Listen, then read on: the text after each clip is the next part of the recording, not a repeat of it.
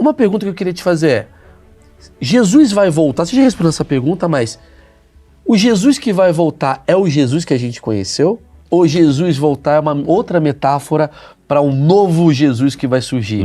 E talvez esse Jesus seja, sei lá um cara ali da Faria Lima, ele é o novo Jesus. O que você vê disso? Alguns vão dizer que a volta de Jesus é apenas uma grande parábola, outros vão negar que haja a volta de Jesus, mas quando eu leio na Bíblia tudo que fala sobre a volta de Jesus em sua própria boca ou dos seus discípulos, é muito assertivo e histórico. Vou dar exemplos.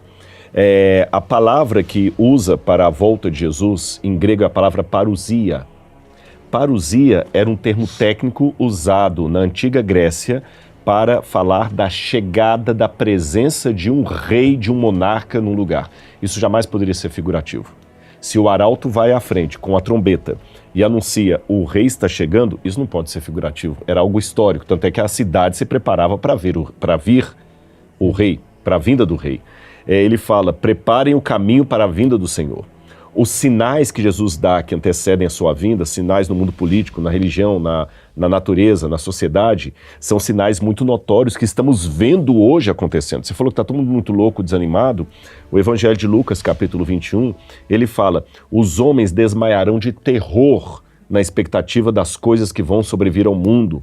E é interessante que até a parte que fala do horror dos seres humanos, quando fala homens, inclua homens e mulheres. Sim. É a palavra aporoi em grego, que é como se estivesse com os poros todos fechados, de grande angústia. A vinda do anticristo é uma coisa muito marcada, fala como ele vai vir, como é que vai se sentar num trono, se assemelhando ao próprio Deus. São coisas muito concretas. E o próprio Pedro falou que esse dia iria demorar a chegar e que muitas pessoas iriam duvidar a esse respeito, segundo os seus escárnios. Foi escrito pelo apóstolo Pedro. Então a volta de Jesus na Bíblia é algo histórico, certeiro. Mas ele surge o anticristo. Surge o anticristo antes. E vamos explicar, nessa linha do tempo da Bíblia, você que é um grande historiador, em que momento que estamos? O anticristo está para chegar? Quanto tempo vai demorar para chegar esse anticristo? Ou ele já chegou? É esse que é o problema. A gente não tem um calendário preciso nesse sentido. Vamos pensar, em primeiro lugar, como é que funcionam os critérios do Oriente Médio. No Oriente Médio, quando falava que um navio ia sair no dia tal, não é como no Brasil que você chega no aeroporto e tem que correr atrasado porque já fechou o check-in, você está dizendo, eu tô 2 minutos, eu estava na fila ali porque teve trânsito. Não é, o tempo deles não era medido assim. O navio vai ser naquele dia. Quando amanhecia o dia, todo mundo se encaminhava para o navio. Mas eles podiam ter escrito, né? Para salvar pra gente, né? Para saber se o cara que a gente vai votar para prefeito é o anticristo. Boa. Mas só que aí acontece uma coisa.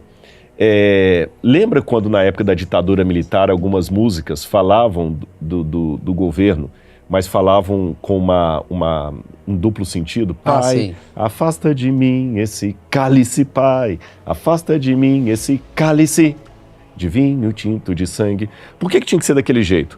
Porque se fosse literal, censuravam. Você está entendendo?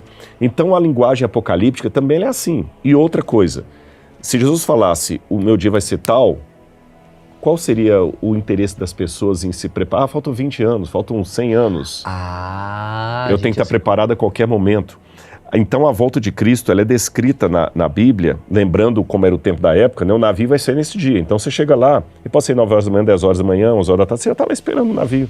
Tem que esperar o vento, o melhor vento. Eles não tinham essa noção de minuto e segundo que a gente tem.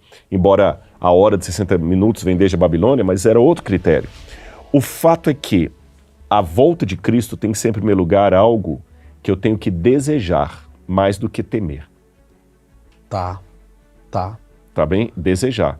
E existe uma diferença, se você me permite, entre temer e ter medo. Temer, embora em português é sinônimo perfeito, mas eu vou dividir, porque na Bíblia é essa distinção. A Bíblia fala que o temor do Senhor é o princípio da sabedoria. Mas a Bíblia fala que no amor não existe medo. Antes o perfeito amor lança fora o medo. Então vamos separar o temor da fobia. O temor de Deus é aquele mesmo temor que você, assim... você tem filho, né? Tem. Eu não sei se você pisava muito no acelerador antes de ter os filhos. Hoje eu diminui. Diminui. Por quê? Você tem um temor. Sim. É precaução. Se tem um buraco ali, eu não vou colocar a mão lá porque eu não sei se tem cobra lá dentro. Isso é temor, isso é precaução. Isso é bom senso. É o cuidado. É o cuidado. Agora, aquela fobia, não, vai acontecer alguma coisa, isso aí precisa ser tratado, é patológico, tem que ir pro médico para ver o que você tem, porque fobia é patológica. Né?